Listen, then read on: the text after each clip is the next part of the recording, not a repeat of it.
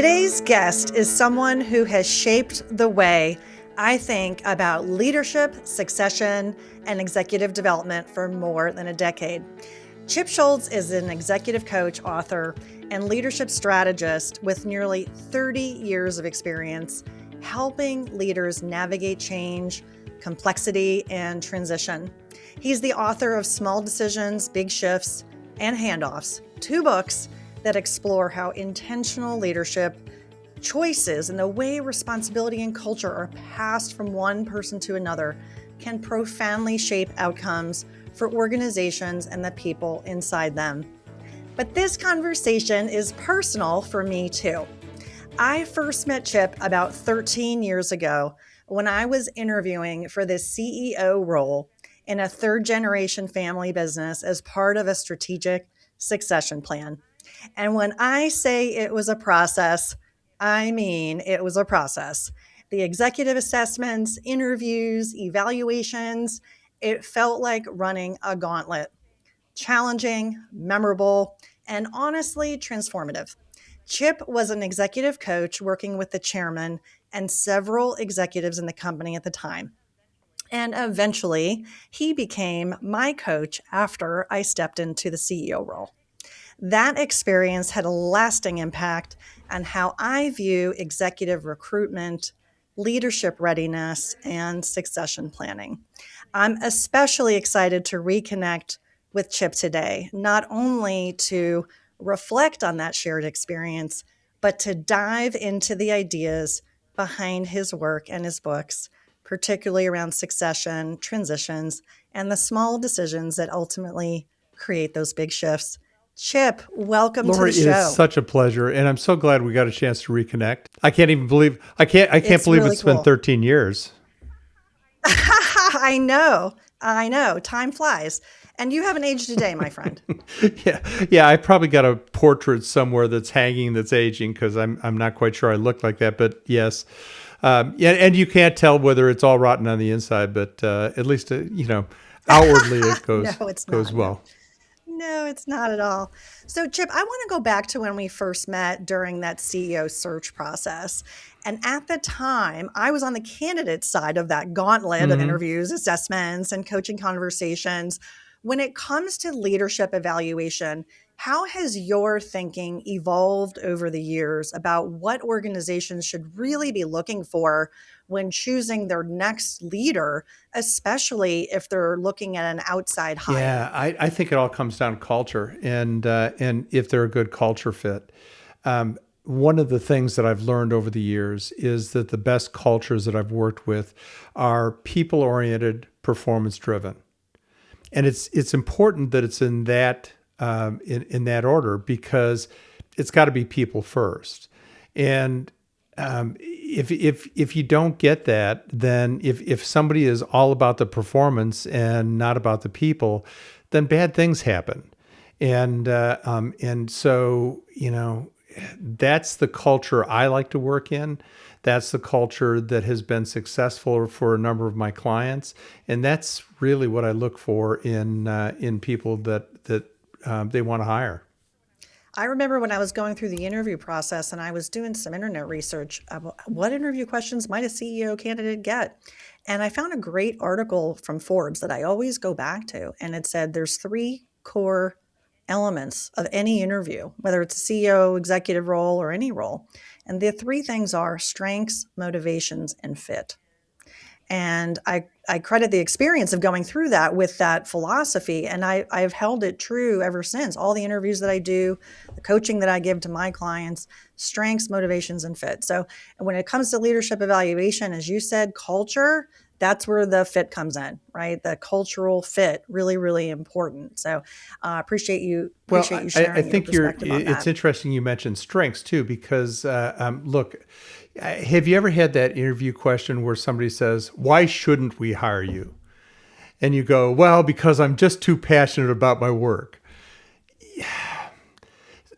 I don't know anybody that has been hired because of their weaknesses.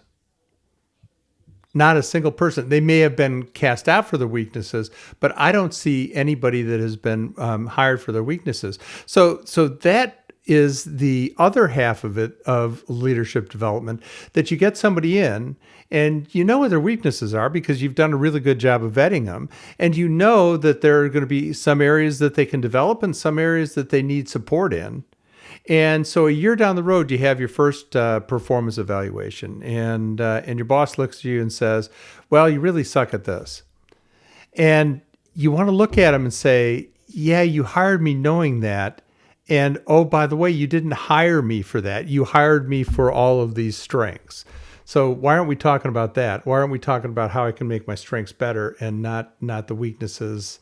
How do we handle that without that becoming the conversation? Yeah, absolutely. Another pro tip for people who are thinking about using that as an interview question. Let's say we do ask a weaknesses question. That's really strengths, right? So weaknesses, strength, you play it out as a bridge where you're sharing something, but then you bridge it back to a strength. So if you're on the interview side, pro tip there on that.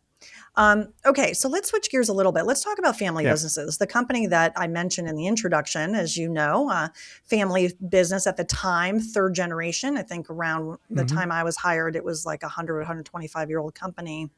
And my boss, who was also your boss, if we can say it that way, was the chairman of the company, and he was the third generation family member. And I know, Chip, that you've worked with other family businesses, not only in transportation logistics, but in other industries as well. So I want to dive into that notion of family businesses and some of the emotional dynamics around succession, whether it's legacy or loyalty or what fears they may have. What do you see are some of the most common succession challenges in multi-generational businesses? And maybe part of it are the senior leaders or founders holding on too long? Yeah, your boss at the time was a brilliant man, still is a brilliant man. I still talked with him on a regular basis, and I love him to death. He made the determination early on to call his business an asset, not a legacy. And I think it was about the time that he rolled over $100 million in revenue. And he finished it at 1.6 or something like that, over $1 billion in revenue. But about that time, he started to see his business as an asset. And an asset can be sold. It can be, you get the lawyers to write all the paperwork, and there may be some emotionality in it. But he didn't have several generations working in the business. So that's a big difference, because most of the family businesses that I've worked with over the years are legacy businesses. They fully expect their children to go into the business and their grandchildren and whatever. I mean, they have created something for full employment for families for as long as they want it. And it gets into identity. It gets into, are you willing to let go? So, the successful ones find a way to let go. Maybe they sell the business or whatever. The ones though, the one story that I just, I kind of cringe about it is the father left the business at 94, 4 days before he died. Isn't that kind of crazy? It's from our perspective, we look at it through a different lens. There's a lot of reasons why baby boomer generation didn't let go or isn't letting go. And so hearing that story, I do find it sad. But just like anything, there's a lot of sides. There's two sides to a pancake, right? And I empathize. I would do things differently. You would do things differently. And owners listening would probably hopefully say, yeah, they want to do things differently too. But what happened? Yeah. But unfortunately, I think that generation was wired to work and wired to the end. And that particular 4 days before, that was their identity, 100%. Yeah, but I just don't think so. So when you're talking about 94, you're probably talking about traditionals, not boomers. And I think there's a shift with boomers and then going into Gen X. And I still think that people are going to fall into that trap. I still think that there's going to be the person who's 70 who has gotten scary about the business. And what I mean by scary is not willing to invest, not willing to grow, not willing to do the things they need to do, especially where a son or a daughter might take it. And so they push back and they have a hard time leaving the business. And I've seen businesses sell because they couldn't get the old man out of the way. It becomes a bottleneck in some cases, a lot of cases, if the owner just won't step away from decision making or, decisions that are operationally. There was a client and Gen 2, and his father was still coming to the office every day, relatively small office, less than 10 people. And so everybody was in their own space, right, in this office space. And it became a cultural negative that the father was coming to the office every day. They kept looking at Gen 2 saying, what's going on here? And Gen 2 was really ready for dad to kind of move on, but dad wouldn't let go. Well, just wouldn't let go. And it just was bringing the mood of the office, and clients are wondering what's happening, right? It just starts to become a negative as opposed to a positive for that person. Yeah, to be I staying worked in the with business. one company that, not in logistics business, but Grandpa was sitting in a corner office gumming his lunch, and everyone was wondering why. And yes, it maybe gave him purpose to come to the office every day, but it wasn't helpful.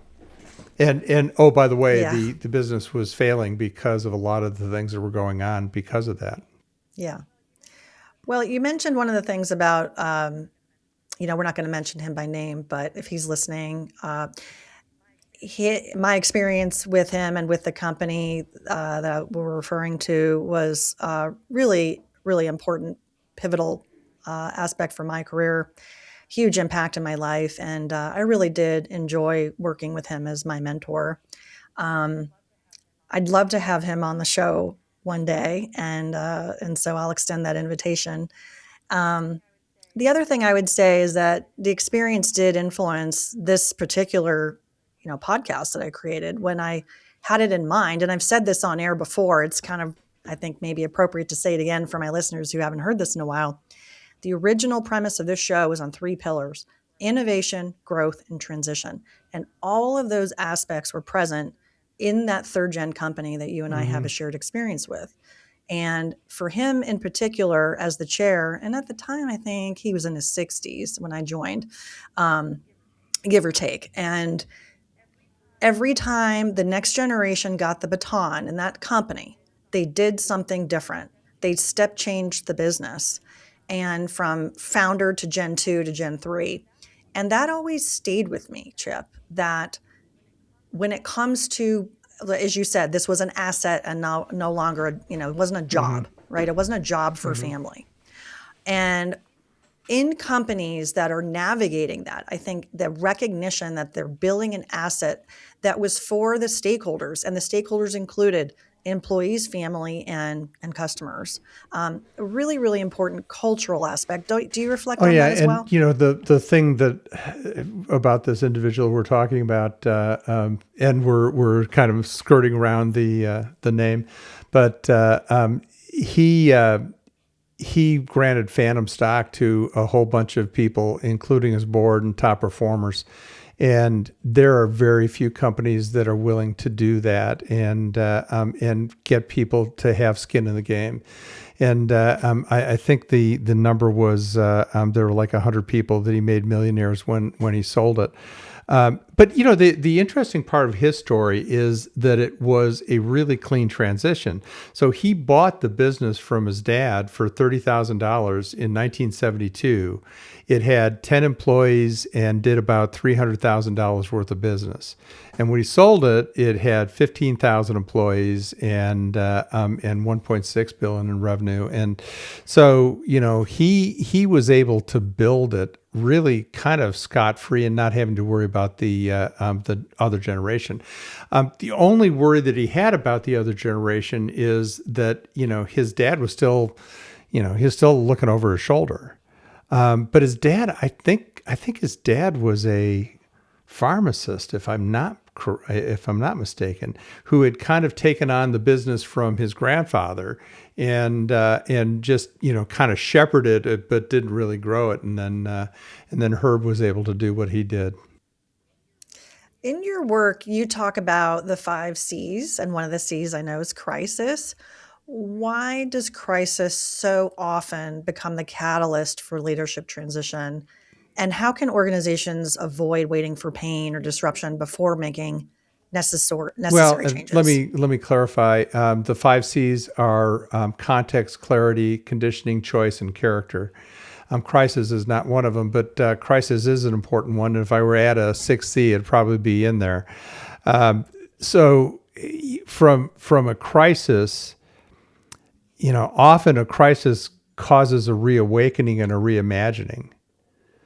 So in the book that's coming in October called Handoffs, there is a crisis in the family, and the old man who is running the company with an iron fist has a stroke and is incapacitated, and all of a sudden loses his, not so much his ability, but his will to keep hammering the business. And they lose a huge customer. Well, it always causes you to rethink, and it always causes you to retrench. Hopefully, it sparks some introspection, rather than shaking your fist at that crazy thing that happened and saying, damn it. But, hopefully that says, okay, so what is really happening, and how is it really happening? And okay, so what do we do about it? It's a dimension we've talked about already, which is identity, and a theme that really resonates with me in the work that you're doing, the work that I'm doing with clients. I can see that letting go is hard, and for many leaders, the business, they're just so deeply tied in with who they are. Why do you think that succession often becomes emotionally difficult as our leaders get older? And how can that fear or risk aversion unintentionally limit the future growth of the business? Well, the first thing is that they do get scary, and they get to the point where they want to conserve, and they want to hold on to as much of their personal wealth, or as they see anything that is an investment as a threat to that personal wealth. In other words, their risk tolerance is really low. Now, I know some people whose risk tolerance does not decline with age, but for the most part, when you get into your 60s and 70s, you want to make sure that you have enough that you can, sail off into the sunset, and so you become a little bit scarier. The other thing is, I call it hubris, and hubris to me is just believing your own press. You believe you're the only one that can do the business. You believe you're the only one that can run the business. Believe that you're the smartest person in the room. And it's interesting. I do a bunch of 360s for companies, and like 80% of the 360s that I do are talk about delegation. Well, delegation still, when you're 65 or 70 and you're holding on to your business, it means that you can't delegate that authority. You can't delegate your responsibility to anyone else. And you're holding on so tight because, again, you believe you're the smartest person in the room, or you believe that nobody else can do it, or nobody cares as much. And it's a pattern you see. And it doesn't matter how big the business is. It can be a business of 10 people, or it can be a business of 10,000 people. If you don't let it, if you don't let your responsibility and authority go on, then you're always going to be the one in the pit, and you're never going to make the best calls for the company. I'll tell you, there was a company that I worked with a while back, and not in the logistics business, but it was a company here in Charlotte. It was an old line company. The boss had been there 30 years. CEO had been there 30 years, and he retired. They brought in a new CEO who ended up being a client of mine, and what he found when he got there is that nobody could make a decision. he had 12 people on his senior staff. Not a person would make a decision without looking at him first. And he found out that under the old CEO, nobody was allowed to make a decision unless they came to the boss first. In fact, they couldn't spend more than $100 without getting approval from the CEO. Think about that. They're running a multi-million-dollar business, and he's got to sign off on everything over $100. Well, about half of the staff made it, and about half of them didn't. They weren't able to adjust to their new environment. The ones who made it did really well and worked really well with the new CEO, and it was pretty good. And eventually they sold the business and moved on. But it was really fascinating. It was one of my first kind of like early lessons in succession and hubris and all of that. Yeah, that's a interesting story. I appreciate you sharing that. I find when I talk to business owners, there's all kinds of taboo things sometimes gives people like an allergic reaction. And I think the word retirement is one of them. I want to talk about retirement and what are some of the reasons why we might have an allergic reaction to the word retirement? Or is it because of they're fearing losing something? What are they losing? What are the stages that you see people go through when they experience that first transition to retirement from what we might know as the vacation phase to eventually maybe reaching a different point of view on their purpose? Well, and that's a great question, because the three stages are vacation and then depression and then meaning and purpose. And so if they don't have their business, they've lost their meaning and purpose. And if they have not cultivated any outside interests, everybody likes to travel, right? But if they have, and you can only play golf so many days a week, although my wife would beg to differ with that. I think she would play every day if she could. But really, if you don't have anything outside of that business, retirement is scary. Again, because it's that first 30 days or first 90 days where you go, hey, this is great. And then you realize you're around the house helping your spouse go to Walmart. And that becomes really depressing. So, it's a process. I'll tell you, I coached a guy that had been running a nonprofit for 30 years. And he was extremely identified as the face of the nonprofit. He wasn't the founder, but he was almost the founder because whole generations of people had come and gone from the Charlotte scene. And I worked with him. I worked with him probably 15 years, and the last 5 were all about preparing for retirement. All about what are you going to do? How are you going to shed your identity? How are you going to go from being the person on the spot, the one that's giving all the sermons, the one that's giving all the talks, the one that knows everybody in the community, to now who cares? And that was a huge transition. So, not every CEO has that. Not every CEO has the person to talk to, nor a lot of times do they want to talk about it. So, it's maybe it's denial. Maybe it's just believing you're going to live forever. Maybe. I do think the depression phase of retirement for those that are afflicted by it is really scary. I recall seeing some stats. I tried to find it again, so I can't quote exact numbers, but I did see some data that reported that there was a higher rate of death by suicide in executive white males once they've gone into retirement. And again, I hope I'm not misquoting any data there, but that study sort of stayed with me as, wow, if we can have a big reason why you and I are doing the work we're doing to reach business owners sooner versus later and tell them these messages that it's okay to do next phase planning before you need to, right? There's before a time of crisis or before that surprise bluebird comes to buy your business, and now you say, what am I going to do next? It's really important, especially as we think about age and life stage. I have a client in his 70s, and he's very excited to move on. And what will he do exactly? He doesn't know. And he told me, I wished I started working with you 10 years sooner.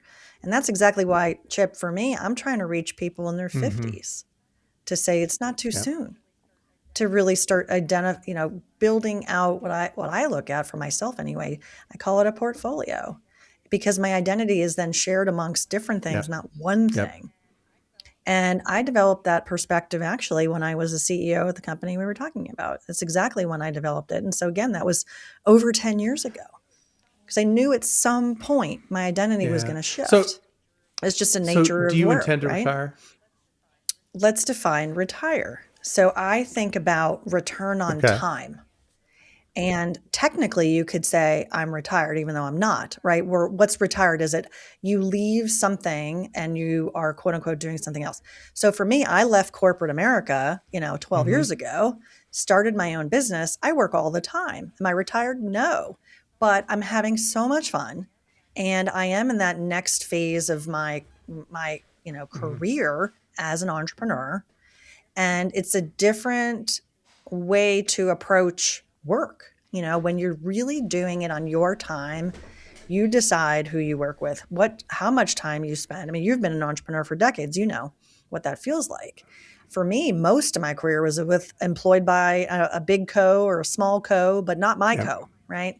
Not my own co, as the founder. And the exploration that I've been going through over the last 10 plus years is what is going to make me provide me with happiness and joy. And by the way, of course, make an impact on the people I'm serving. That's what's bringing me it doesn't feel like work, but I have such control of my time. And so the return on time for me over the next, 10 years is enjoying other aspects of my family. If my family starts to grow, we can be so lucky with that.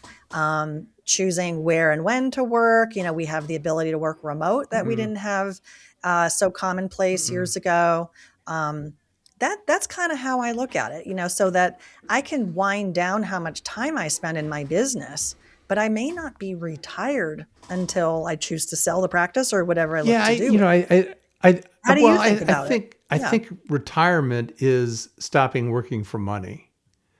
I think that's really what it gets down to is not being paid for your labor. In other words, you're living on security or you're living on what you saved up through a life of toil.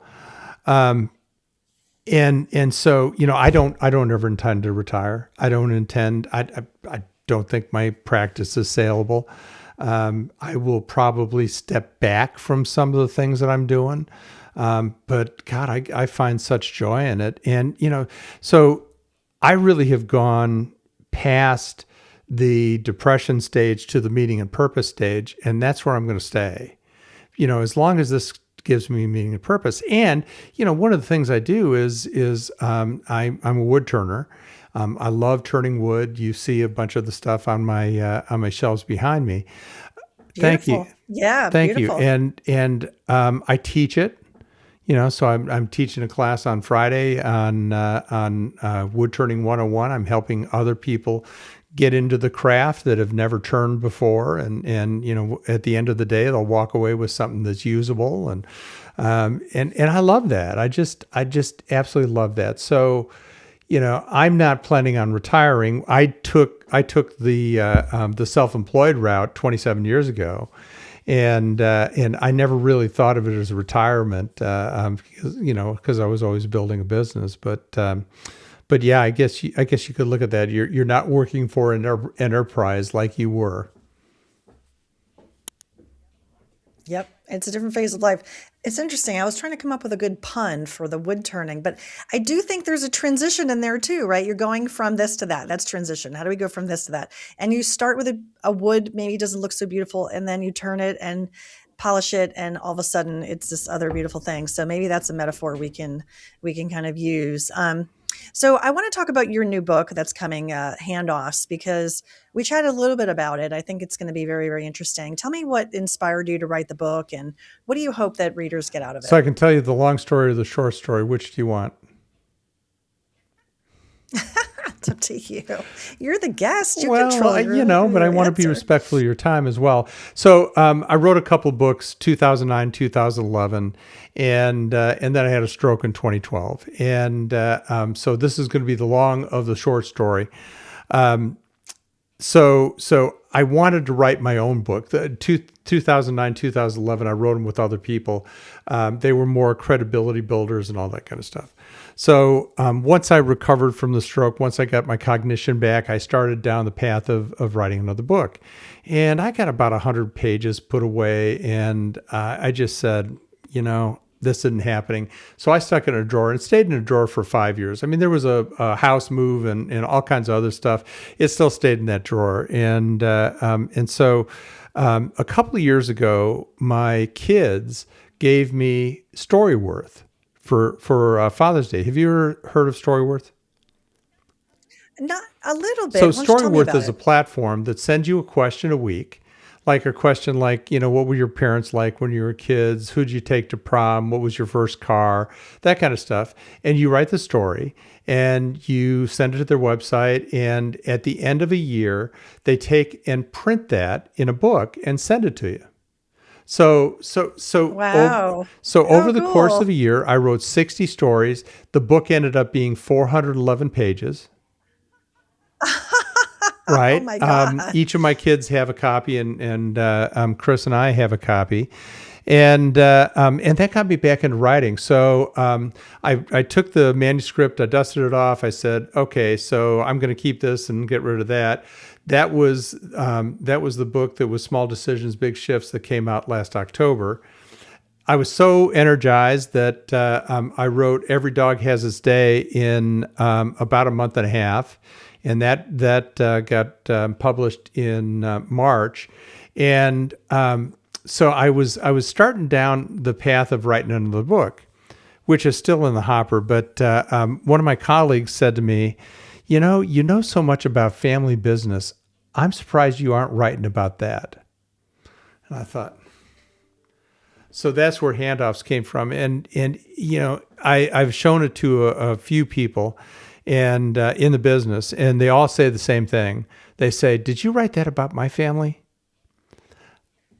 So Protect the innocent. yeah, yeah. So I knew I was onto something, and I used the 5 C's framework from Small Decisions, and implanted that on the crisis and how they get out of the crisis. So I really love the book, and everybody who's read it, publisher was thrilled with it, and everybody who's read it was pretty excited about it. So. I'm looking forward to it. It is about a family logistics business. It's about an overbearing, not really a founder. His dad founded it and died early, and has a lot of the family detail that you probably wouldn't know unless you'd been in a few family offices. So. God, it was fun to write. It really was fun to write, and to make sure. Oh, I'm so excited for you. Well, I'm and so to make sure glad. it was close to reality, but not betray any confidences that I've built over 30 years. Yeah, no, I can't wait to read it. I'm excited to read it. It's going to be a great story and narrative, and that I think people will really learn from. So that's awesome. Chip, we have covered a lot of We ground have. today. It's been fun to rewind the dial and understand what you've been up to all these years and how you continue to help not only business owners but key executives. And I just wanted to see from your perspective, what are 3 things that we want people listening if they are considering transition in their business, which is, hey, you listening, that's you. Um, that's everyone, right? Everyone's going to have a transition in their company one day. What are 3 things that you would like them to take note of? The first thing is that if you start to believe your own BS, have people around that can help you and can help you see that. I think a coach is one of the best things, and you certainly have enjoyed your time as coaching other people, and I love it. It's so great, but especially as you head towards the end, just as you said in your example with a 7-year-old, take the time in your 50s or 60s, even early 60s, to figure out what it's like. I mean, one of the best books that I've ever read was Being Wrong by Catherine Scholz. It came out in about 2011. It's a great book. And I just realized how wrong I was about everything. And what you learn is that as smart as you think you are, there are a heck of a lot smarter people everywhere. I think it was the CEO of Amazon or somebody that said, if I'm the smartest person in the room, I shouldn't be in that room. So that's number one is knowing what you don't know. Second thing is to get a hobby. And not golf. I mean, yes, you can play golf all over, and certainly if you're playing with a spouse, that's even better. But find a hobby. Find something that's going to give you purpose outside. I found the North Carolina Woodturners, and I ended up being president of the NCW. But that gives me purpose. That gets me out of bed. That gets me doing stuff that isn't work related. But still lets me have a hand in leadership. It still lets me have a hand in teaching and that kind of thing. And so, the other thing is just have a hobby. And the third thing is to have the understanding that there may not be a time certain, but there is a time. There's a time when an exit is going to be inevitable. And it may not be that you want to go to Florida and hang out, or it may be, but just realize that there's a time. Yeah, there's a time. Absolutely. Chip, thank you so much for coming on the show today. I think if people want to get in touch, we should tell them how to get in touch with you. Yeah, my website is Scholz and Associates, and one of the extras, one of the freebies is if you go to books and what's Chip reading. There's about 140 books there that I've reviewed, and I've read all of them, and so they've got a review. Go in there. They're about development. One of them is a fun book. It's by Marianne Powers. It's called Please Help Me. And what she did was took a year and did a different self-help book a month, and it ruined her life. So it's just it was really cute. But there's a whole bunch of books in there that you can get, and then the books are on Amazon and on a number of different audiobook platforms. Wonderful. Chip, wow, thank you. This was wonderful to reconnect, and we have this new memory together, which I'm grateful for your time and being with me. Thanks again for being on Succession Stories. Thank you very much. To our listeners, thank you for being here. We really appreciate you. And if you liked and enjoy the show, why not share it with another business owner who may benefit? Be sure to follow us on whatever platform you enjoy, and also find our show on YouTube. And we'll see you next time on Succession Stories. Thanks for joining us on Succession Stories. Before we wrap, is your business truly ready, and are you? If you're not sure, that's exactly why I created the Succession Readiness Assessment based on the BUILT method. In just a few minutes, you'll get a clear snapshot of where you stand and what might be holding you back. You'll find the link to the assessment in the show notes, btsherpa.com/succession.